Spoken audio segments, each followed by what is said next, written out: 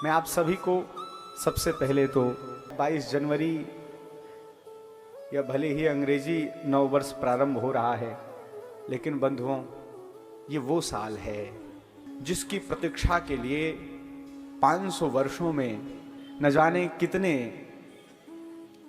राम सेवकों ने अपने तन मन को समर्पित कर दिया। आज हम पर्ची कटा लिए कि हमारा एक ईंट राम मंदिर में लग जाए। बंधुओं, इस बात को कहते हुए अपार दुख हो रहा है मुझे। आपने पर्ची कटाकर आप गदगद हो रहे हो कि मेरे नाम का एक ईंट लगा होगा, लेकिन 500 वर्ष के इतिहास में आपने पर्ची कटाई है, कितनों ने अपने गले कटवाए हैं। तब जाकर के ये सौभाग्य हम सबको प्राप्त हो रहा है। मैं जब पूर्व में अध्ययन के लिए अयोध्या पधारा था, अयोध्या गया था, तो अध्ययन करते करते जब वहाँ के जो बहुत वृद्ध होते थे साधु संत, जब उनसे वार्ता होती थी तब वो बताते थे इस राम मंदिर के निर्माण के लिए न जाने कहां कहां से युवान आए थे। उन्होंने ये भी नहीं सोचा था कि अयोध्या मेरी एक अंतिम यात्रा बन जाएगी, लेकिन जब बात प्राण देने की आई तो कोई पीछे नहीं हटा। कहते हैं इतनी लाशें गिरी थी अयोध्या में कि वहां पर नालियों में खून बह रहा था, और यह सत्य घटना है। इतने शव वहां पर थे वीरों के, राम सेवकों के, कि उसको फेंकने के लिए कोई व्यवस्था नहीं थी, तो वहीं के कुएं में फेंक दिया गया था और वो कुआं लाशों से पट गया था। कभी इतिहास के पन्नों को देखो। आज हम खूब आनंद से इस महोत्सव को 22 जनवरी का मनाने जा रहे हैं, लेकिन वास्तविक श्रद्धांजलि तो उनको देना है जिन्होंने राम काज के लिए स्वयं को ही समर्पित कर दिया।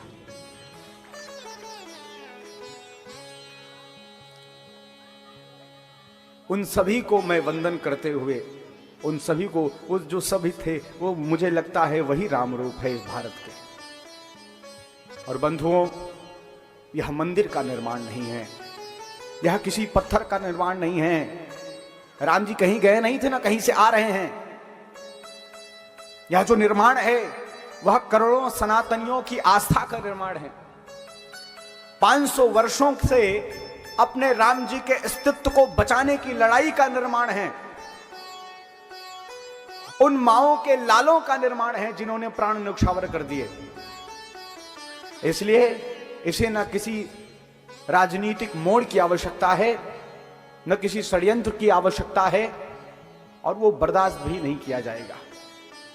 यह हमारी आस्था है, हमारी श्रद्धा है।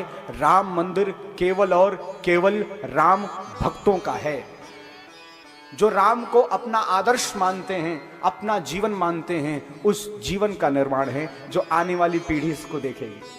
इस सौभाग्य को लेने के लिए कितने लोग तरसते रह गए 500 वर्षों से, लेकिन कृपा उन पर नहीं हुई। लेकिन उनका बलिदान हम सब के लिए ही मानो हुआ था, उसको हम कभी भूले नहीं, कभी नहीं भूलना चाहिए। जैसे कभी कभी हम सोचते हैं आज हम अपना घर बना देंगे, भले ही हम उसमें न रहें, जीवन बीत जाता है घर बनाते, और जाकर के अंतिम स्थिति में 1-2 साल रहकर मर जाते हैं, लेकिन मन में यह लालसा होती है कम से कम मेरे बच्चे इस घर में रहेंगे, मेरे नाती इस घर में रहेंगे। उसी प्रकार जो राम के लाल थे, जो माताओं ने केवल राम मंदिर के निर्माण के लिए उन्हें न्यौछावर कर दिया, उन्होंने भी यही सोचा होगा भले हम मर रहे हैं राम जी के लिए, लेकिन आने वाले जो राम भक्त हैं वो राम जी को एक दिव्य टेंट में नहीं, धूल मिट्टी खाते हुए नहीं, एक दिव्य महल में दर्शन करेंगे। ये अस्तित्व की लड़ाई थी और वह साकार होती दिख रही है। आप सभी को बहुत बहुत शुभकामनाएं, बहुत बहुत आनंद मंगल बधाइयां। और उसी उत्सव में हम लोग यहां निमग्न हो रहे हैं। हमारा 7 दिन का यहां परिश्रम रहा, तो मैं सोच रहा हूं 7 दिन के परिश्रम में यदि यह झेलना पड़ सकता है तो 500 वर्ष के परिश्रम में क्या क्या न झेला गया होगा।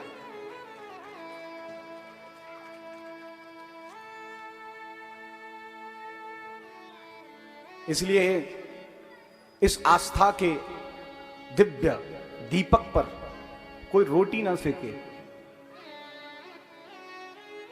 यदि कोई ऐसा करता है तो उसका पतन निश्चित है।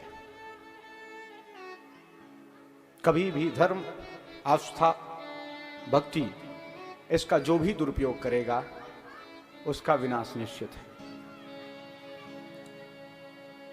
तो बंधुओं, हम सब परम सौभाग्यशाली हैं जो 7 दिन में भगवान श्री राम की कथा को सुन करके अपने हृदय में आस्था का वो दिव्य मंदिर निर्माण कर पाए हैं। उधर राम जी उस मंदिर में बैठेंगे और वही चलकर आपके हृदय में भी बैठेंगे, ये निश्चित है। और मैं इसको देख भी पा रहा हूं, इसको मैं देख रहा हूं। इसलिए हनुमान जी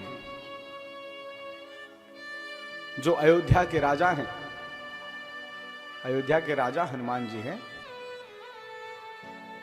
उन्होंने ही यह दिव्य प्रेरणा दी और यहां पर ये आयोजन हुआ। गोस्वामी जी सबके लिए बड़ी बड़ी बातें करते हैं। कोई बड़भागी है, कोई अति बड़भागी है, कोई अतिशय बड़भागी है, कोई परम बड़भागी है। रामचरितमानस जी में बहुत वर्णन है। बड़भागी हम लोग हैं, यह दिव्य शरीर प्राप्त हुआ, मानुष देह है। बड़े भाग मानुष तन पावा, सुर दुर्लभ सिद्ध ग्रंथ निगावा। अति बड़भागी अहिल्या को कहा, अतिशय बड़भागी कोल भीलों को कहा, परम बड़भागी गीतराज जटायु जी को कहा। लेकिन जब हनुमान जी की बारी आई तो गोस्वामी जी की तुलिका रुक गई। इनको किस श्रेणी में रखें? अति बड़भागी, अतिशय बड़भागी या परम बड़भागी? किस क्या रखें? तो गोस्वामी जी लिखते हैं हनुमान जी के लिए, हनुमान सम नहीं बड़भागी,